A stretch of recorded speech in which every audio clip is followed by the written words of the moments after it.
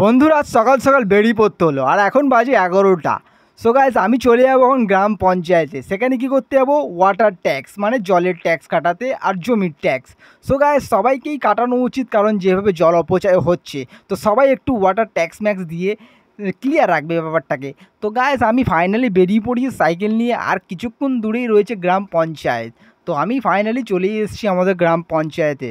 তো সেখানে গিয়ে দেখলাম বেশ দূর থেকে দেখতে পাচ্ছি কিছু লাইন পড়েছে। তার আগে আমার বাইকটাকে আমি গ্যারেজ করে দিলাম আর চলে আসলাম লাইনে। জিজ্ঞেস করলাম কে লাস্টে আছে, তো ওই কাকিমা লাস্টে আছে। তো যাই হোক গাছ, এখান দিয়ে আমি ইনকাম ট্যাক্স ফ্যাক্স সব মানে ওয়াটার ট্যাক্স কাটানোর পর ইনকাম ট্যাক্স কোথা দিয়ে আসবে, ইনকাম করতে পারছি না। তো গাইজ এখানে আসলাম, দেখলাম কেউ নেই অফিসে। তো এইখানে জমির ট্যাক্সটা কাটাতে হবে। তো এইখানে এসে অনেকক্ষণ ওয়েট করতে হলো, জানি না কোথায় ছিল নাংরা। তো নাংরা আসার সময় নেই, এখানে গ্রাম পঞ্চায়েত থাকে দেখতে পাচ্ছ।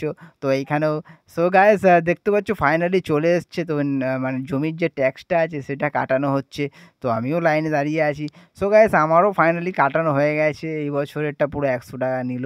তো তারপর নেওয়া হয়ে গেছে, এবার আমি বাড়ি যাচ্ছি। তোমাদের যদি ভালো লেগে থাকে তাহলে লাইক শেয়ার সাবস্ক্রাইব করতে ভুলবে না বন্ধুরা। টাটা।